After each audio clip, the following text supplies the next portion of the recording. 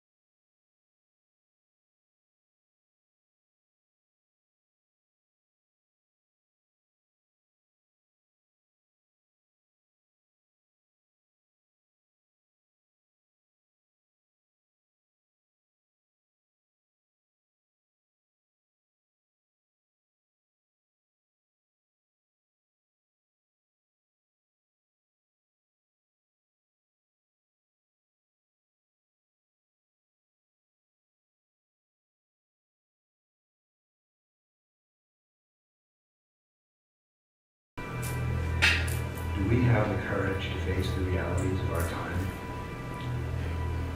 and allow ourselves to feel deeply enough that it transforms us and our future?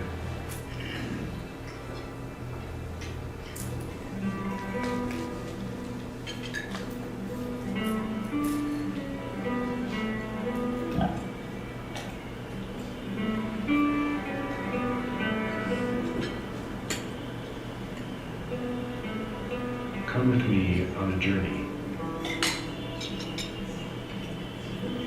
through the eye of beauty.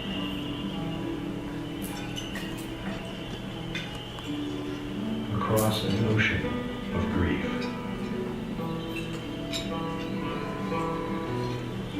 And beyond.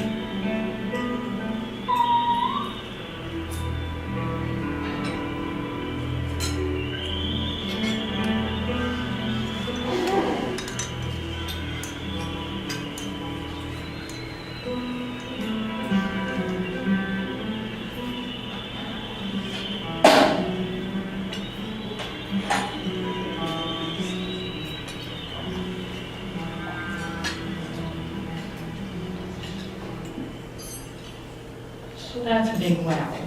I mean, that gives you an idea of what we're up against, and that's, I have some really good friends here, they know that's 2,000 miles from where anybody lives. So it's not like it's down the street. I mean, it's what the birds are picking up in the ocean. So I want to start with, this was a good one for all of us, 9,960 mail order catalogs are of junk mail.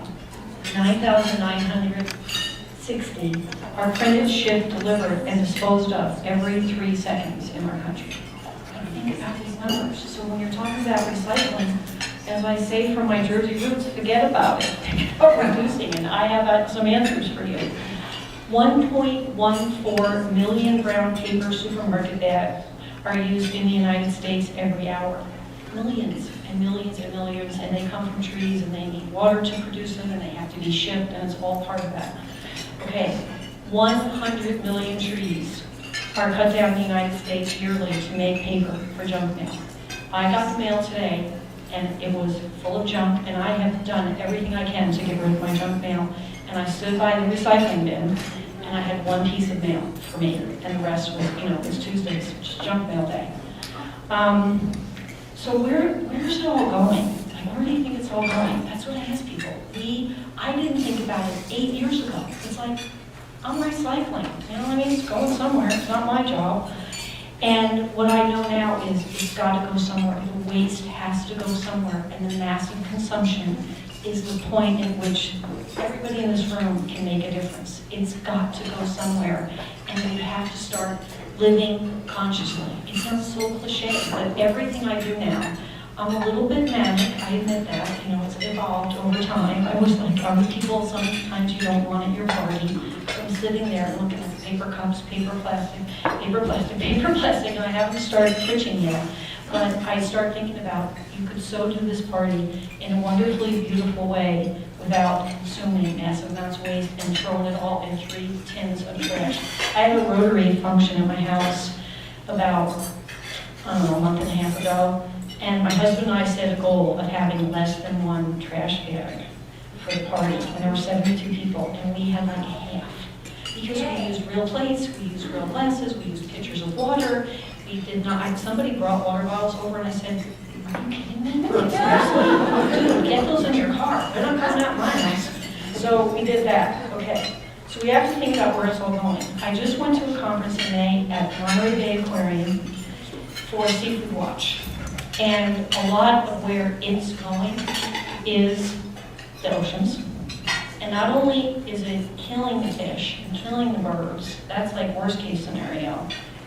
Fish are eating it, and then guess who's eating the fish? Not me, because I'm allergic, but lots of my friends are eating it. My daughter's friend is 33 years old. She just got diagnosed with mercury poisoning because she doesn't eat meat, she just eats fish. So she's 33 and she has mercury poisoning. Like, you can't make this stuff up. It's like, start asking people, where do you source your food, dude? Is it a Seafood Watch food? Because there are restaurants in Tucson that source their fish sustainably, and all of that stuff are little things you can do. Okay, so lots are going into the ocean. One of my favorite things is people say, well, I recycle. And I'm like, that's really great.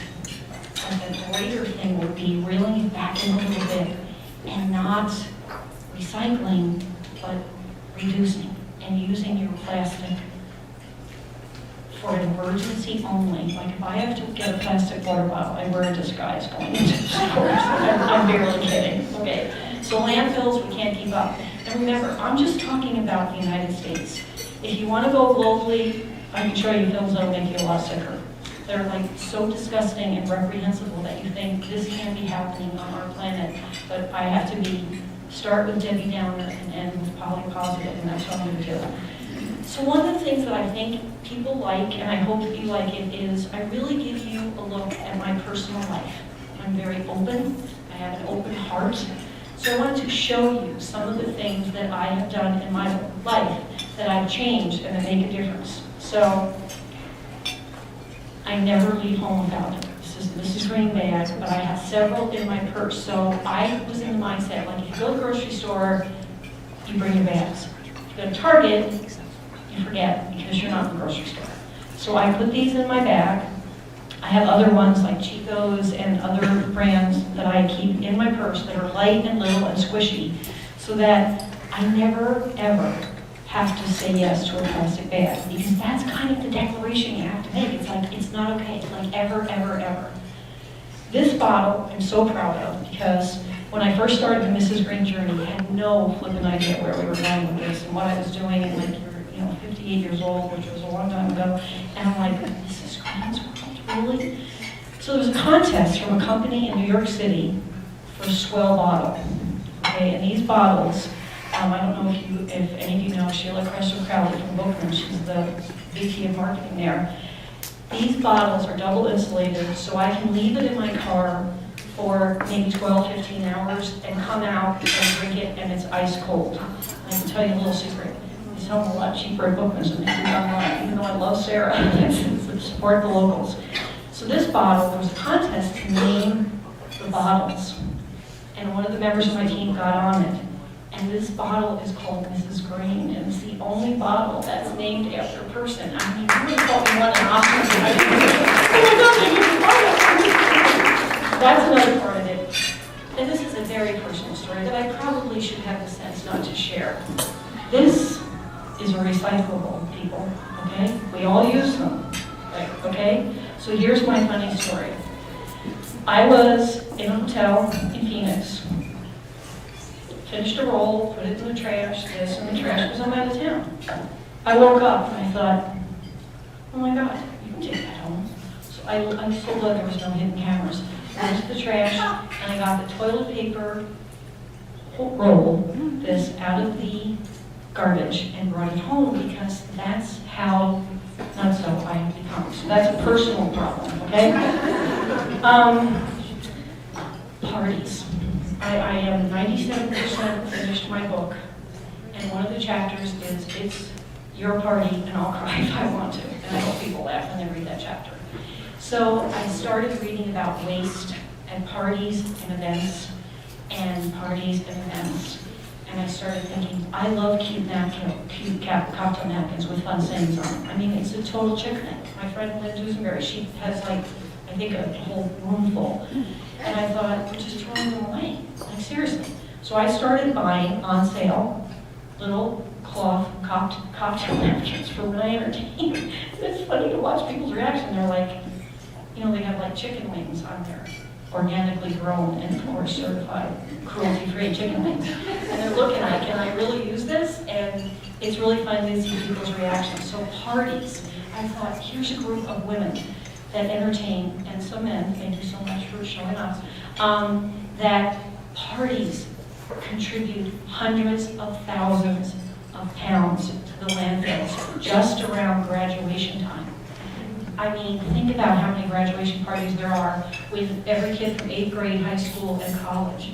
And if having green freeze becomes fun, and you think about things you can do, and use decorations in the house that you have, like your baby shoes, and put some flowers from the garden in them. So green parties is something that in our house, people love, and a lot of my girlfriends, they'll call me and say, Gina, oh my God, you'd be so proud of me. I had 16 people for dinner, and we didn't use any paper, no plastic. Like, who wants to eat with plastic fork anyway? I'm always the one that breaks it, and everybody looks like, oh yeah, she's going for it.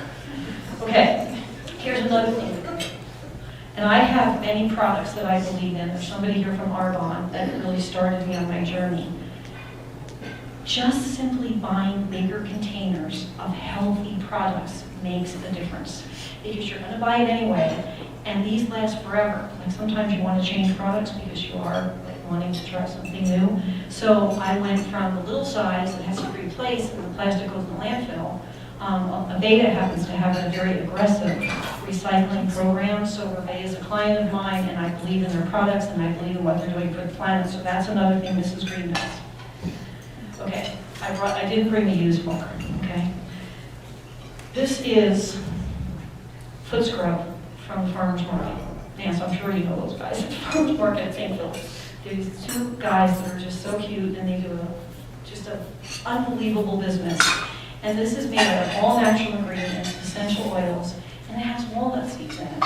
So I'm not going to take off my shoes and show you how smooth my feet are, but I'm just going to tell you, when I use this soap to scrub the bottom of my feet, I do it guilt-free, because that goes down the water, the drain, and the water goes somewhere. You know, I keep connecting it back and saying, okay, I was using something that had a bunch of chemicals in it, and using it and washing it, and you know, lots of things have changed in the Murphy-Darling home.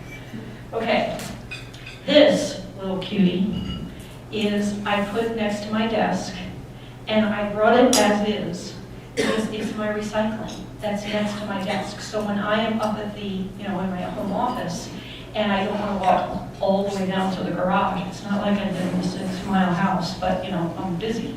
So I put everything in here, and then when it gets full, you know, James or I take it down to the recycling bin instead of putting it in the garbage can. Like, how hard is that? Here's the garbage can, which has some things that I know I can't recycle. So it's such an easy habit to change, and I'm using it. I always, 99.9% of the time, I try to bring some examples.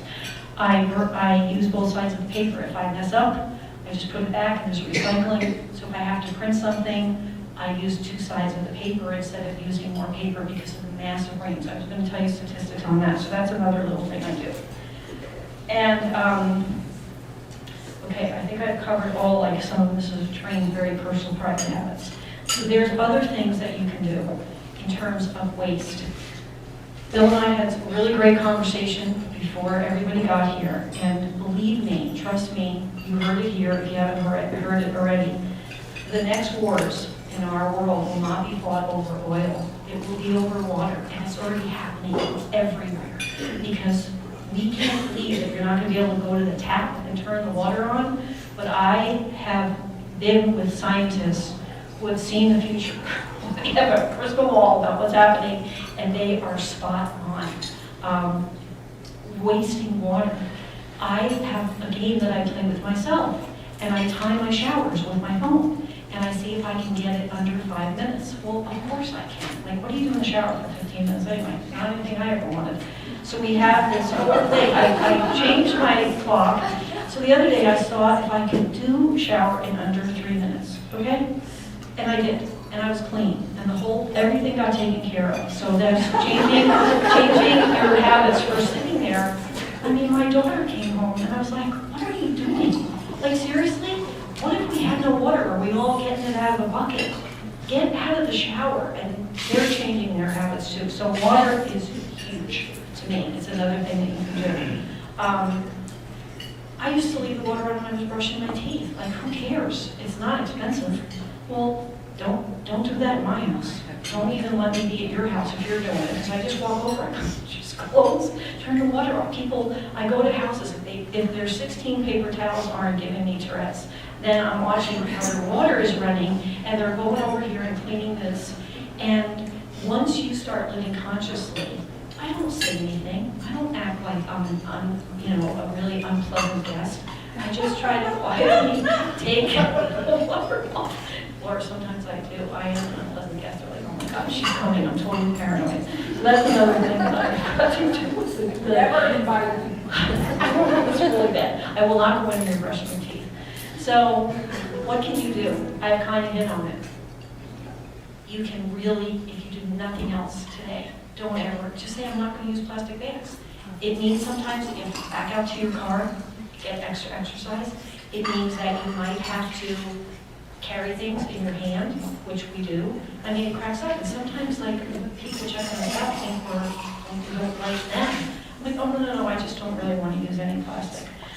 You get money for when you get. Yes, at Target you get credit. I mean, it's happening all over. Yes. Sometimes I forget my bags and I tell them, oh no, I don't want a bag. And they look at me like I just told them, please take all your clothes off. Seriously, I agree. It's like, why aren't they training those people? I can come back and do another presentation on that.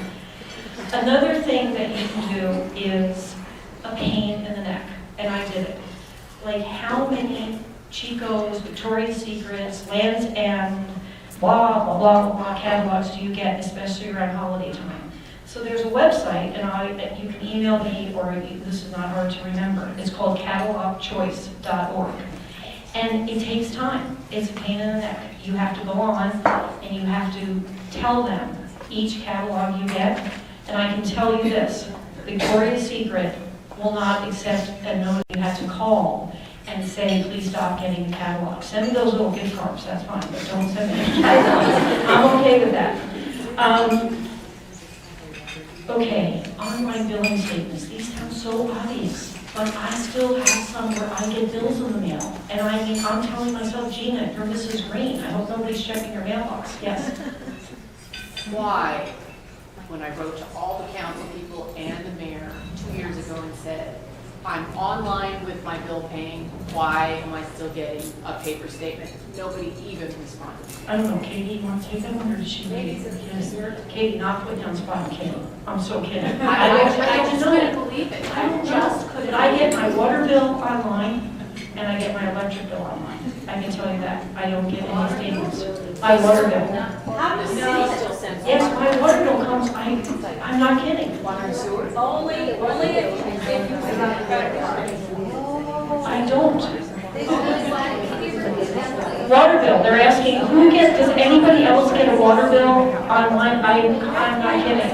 Okay, so some people, I don't know how, I use the bill pay service, maybe that's it, maybe they said on the paper, I don't know, but these are things that I love that you're bringing up.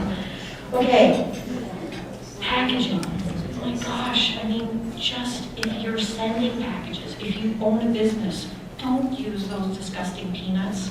They're disgusting. They never biodegrade, like never. They never, ever, those styrofoam peanuts, they'll be here for generations to come. Use old newspaper if you get the newspaper. Use recycled paper from your printer. Just don't use peanuts. They are right up there with toxic waste that we can never get rid of that makes it just easier. I, of course, would always encourage you, and this is green, to support locally owned businesses in very different ways. Yes, because the money stays here. A lot of times, like farmers markets, these people are trying so hard to make a go of it. These soap guys, I mean, I buy some from them, a little bit pricier, didn't have to be shipped, didn't have to be packaged, didn't have to use fuel to get it there. So supporting locally owned business, if we shifted 10% of the way that we spend our money, it would shift our local economy. And those are things I can absolutely back up with facts. Support them. You know, Lori Weaver's here. If you own a locally owned business, you're likely to use a local graphic artist more so than if you're with a big company, because they have a graphic artist department. And there's nothing wrong with big companies. I'm a capitalist from the get-go, okay? But there are ways with 10% difference that you can shift and make a difference. I really encourage you to check out Chris Jordan's website. That's the guy that did the film Midway. And a lot of the facts that I get are from him. He is a wonderful guest on my show. I've only cried twice on the show, which is so embarrassing. Like, I don't mind crying, but when you're on a show, when he told me a story about one of the girls that they photographed, it was a lie when they got there to start the filming. And they watched it starting to falter and they knew it was gonna die, and his team looked at him and they said, you know what you have to do, right? And he goes, I do. And he opened the bird to find out what was in it. So like, yeah, it was like, I feel like I had like allergies. And I went, sorry, that's, you know, but like those kind of things are so real. And looking at his work and the impact that he's made on the planet, I encourage you. This is so simple, but it's all related to saving water and saving energy and saving the planet. Turn off the lights in your house. I'm sorry, I'm a big believer in contact fluorescent light bulbs. They are not like they used to be. When I first got them, I'm like, I'm so old, I can't read, they're so dim. Well, guess what? I know this isn't the right terms, but they come in watts now. You're not supposed to say watts, but like you can get like a 75 watt bulb in a CFL, and it's another language, but it's, you know, candle something, I don't know what it is, I just know it helps. Another thing I've started doing is, this is so fun. Like, how many of you go out with like 2 other couples? Or you're all going to the game? Like, everybody's going down Campbell. Carpool. I started calling my friends saying, why are we taking 3 cars? Why don't we just like switch into 1 car? Or some of you are still driving SUVs. Let's go in your car and we're only taking 1, which is the greener thing to do. It's fun. And then you start like gabbing for the minute they all get in the car and you have more of a fun trip. It's another thing I did. And the last thing I'm going to ask you is really personal. I really want Mrs. Green's world to be someday the Oprah of Green. And people laugh at me when I say that. I'm like, laugh louder, laugh harder. You just have no idea how that inspires me. Because to me, it's not about Gina Murphy-Darling, or I would have named it the Gina Show. It's about Mrs. Green's world and creating a global community of people who care about the planet. I have just rock star guests, and I have to be able to ask them intelligent questions every week. And sometimes I'm like, what do you think you're doing? You're interviewing one of the top scientists, in the top 100 on climate change. I'm like, what am I going to say? Hey, Wally, how's it going? It doesn't feel to be in the top 100. But I don't ever do that. I work really hard, and I do lots and lots and lots of research. I do the research for my own show. I have a producer that sets up all of the, you know, the phone numbers and the call-ins and all that stuff, and the team. But what I'm asking you to do is become a part of my world in whatever way that works for you. I would love to get over 5,000 on Facebook, and I'm at 3,800, like 31 or something like that. I mean, not that I checked recently. And I am on Facebook, Twitter, Instagram, YouTube. I write a newsletter every other week, and I know some of you read my newsletter, and somehow I don't think they're boring and mundane. I have a great sense of humor. I wrote one 2 weeks ago that said, I am a garden, not a building. Well, I got a lot of attention for that because I realized what the difference is in me. I personally share, sometimes I just say, you know, here's a rant from Mrs. Green. You can sign up for my newsletter if you enjoy getting newsletters. I put it out every other week. Just become a part of my world and help me pump up the volume. That's my personal plea. I mean, there are things, I got a cease and desist order today from a lawyer, 4 pages long because I use green talk. Well, seriously? My friend Matt Hubach, I said, Matt, can they have a trademark on green talk in the same sentence? And unfortunately, the trademark office approved it, but if they come after me, I'm going to come after them. No more Mrs. Nice Green. But I need all of you to be a part of my world because I'm not out to get anybody. This woman has a show called Green Talk, and that's great. I wish there were 50 more of them because that means there's other people spreading the word. So I know it's hard to leave a place and go home and really successfully complete a call to action. But if you are on Facebook, and you know your sister's on Facebook, your best friend's on Facebook, just say, I heard this woman go on and on, and she really cares about the planet, and will you become her friend on Mrs. Green's World Facebook page?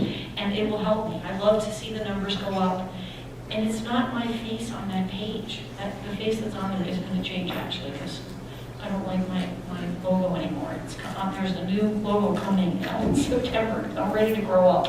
But anyway, so now I'd like to open it for questions, and thank you for listening. I mean, it's like, it's such a pleasure.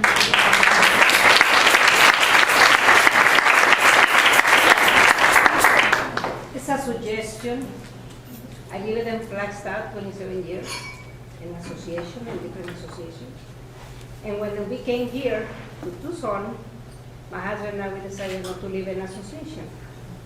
And then I teach my daughter and I learned myself to hanging clothes outside. And a lot of people, oh, it's an association. And I told my tenants, that's what I do in Flagstaff. You can hang your clothes, we can say, the way the other neighbor does it. Air dry. Do it. I say you're not gonna pay the gas bill or the electricity bill, and it can help the nature. And the great thing about that is, I have someone that's after me all the time and say, does Mrs. Green hang her clothes out yet? And my neighborhood association, there's that one that's in every neighborhood, and boy, she's like after all of us. Like, you lose your garbage can, it's 3 feet. She goes, do you know that's out of compliance for the homeowners association? It's the only organization I ever quit midterm. I went on the homeowners association board, I thought, these people, I'm gonna be in power. I can't do it. So hang your clothes out, and even if you don't do all of them, if you hang the jeans on the clothes rack in the house, because they take so much energy to dry, so that's a great suggestion.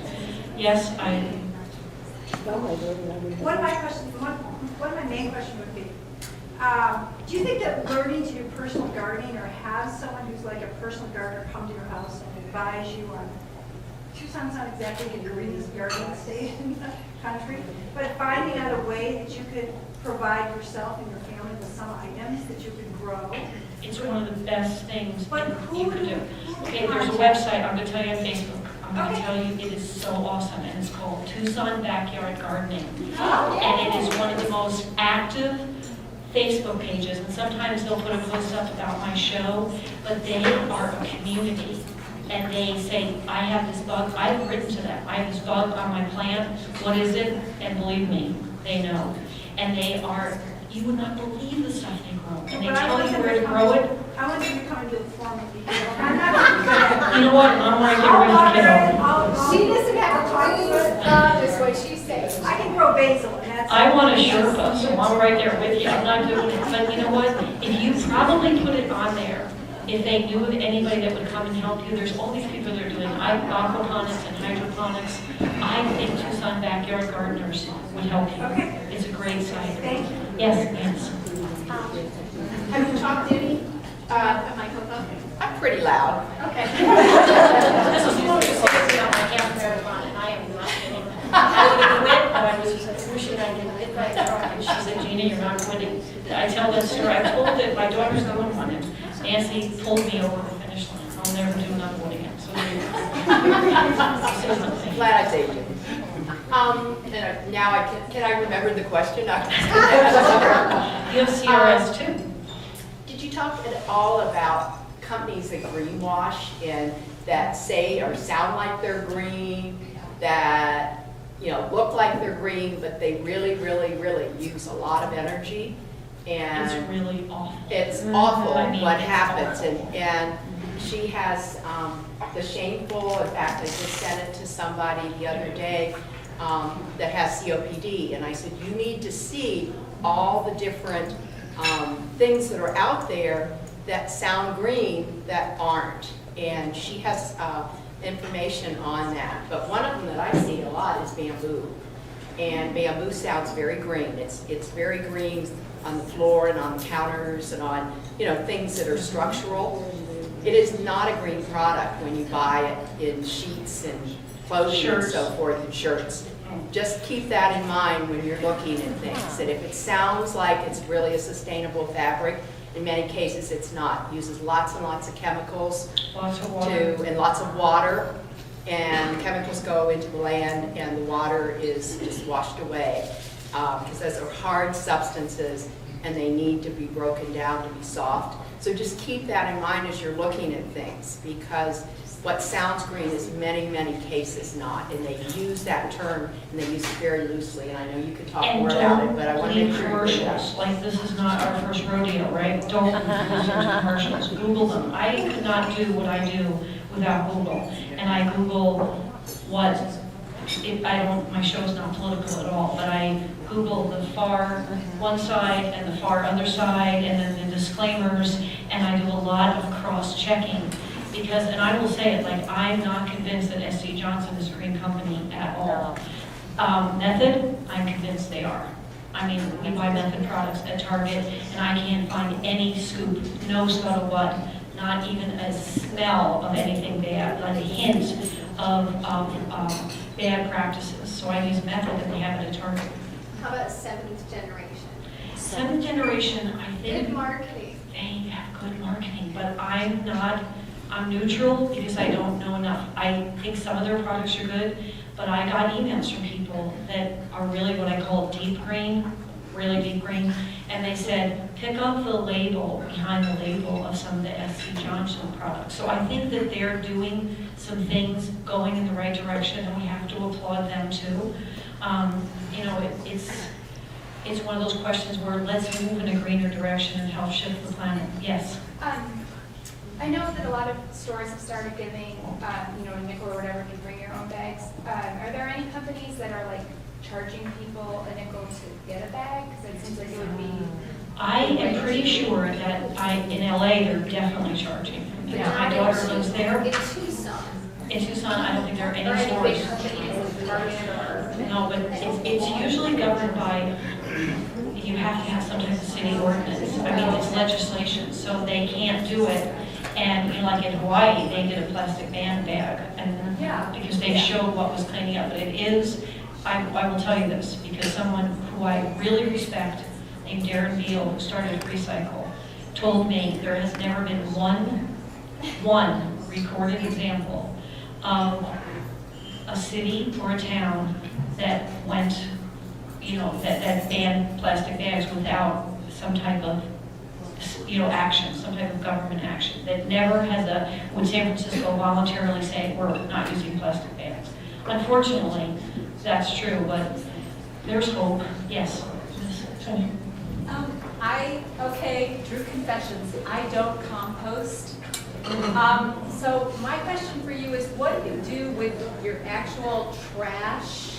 Like in my house, on the rare occasion when I don't have my cloth bag with me and I accept a plastic bag, I use it in my trash can to collect my trash, and we talked about going commando with no bags and just putting trash into our trash bin. So gross, right? Thank you.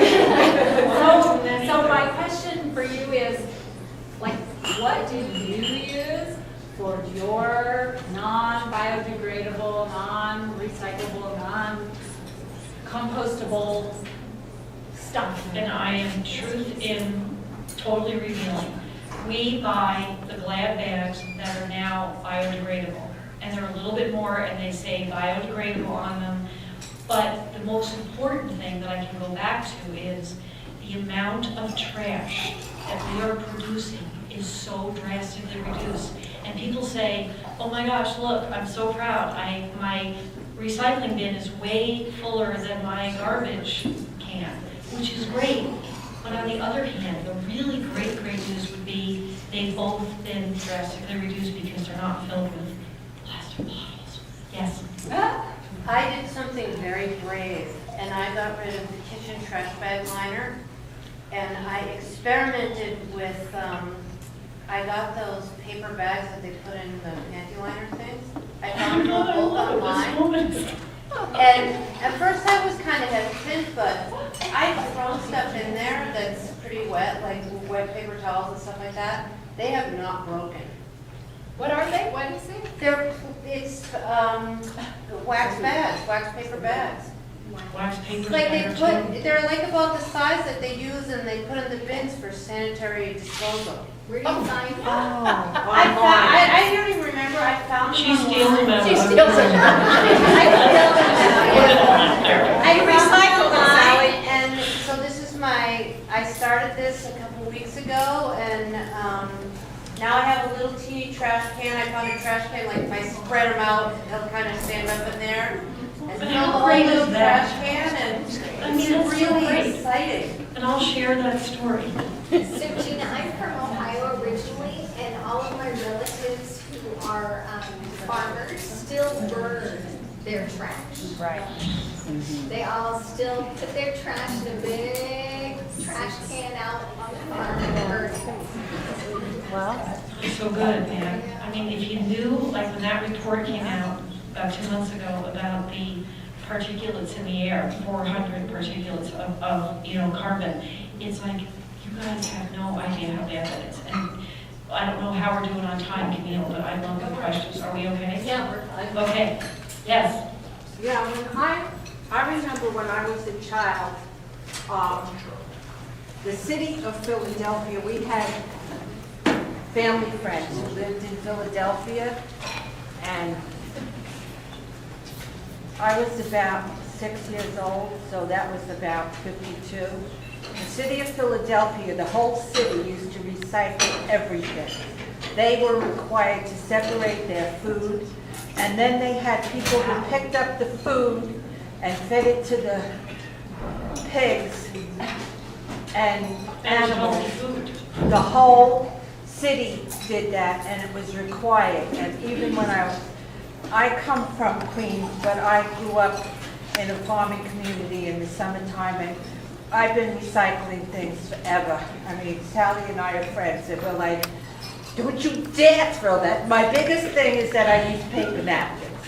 That's my biggest. Paper towels too. It's like, oh, people use Well, I have regular towels that I wash, but my biggest thing is paper napkins. Because I have this big thing about being clean, and my brother's It's huge. I have a question for you. Okay. Have you seen the Jeremy Irons tapes? No. Jeremy Irons has been going around, and he's made a large movie about the environmental waste in the world. Sort of a big, major thing that you're doing. You should go online and check it. I might be able to get a guest on my show. I interviewed Ted Danson a couple of weeks ago. I was like, pulls together, he's doing massive things to preserve the ocean. He puts activist actor on his bio. So Yeah, and Jeremy Irons has got this big whole thing like you with the animals. It's just unbelievable. He said there used to be cliffs here, now there's cliffs of garbage all over the world. It's just unbelievable. So, I mean, that's just a little aside, but it's just like, Thank you for sharing, and you never lost that accent, by the way. no. So there it is.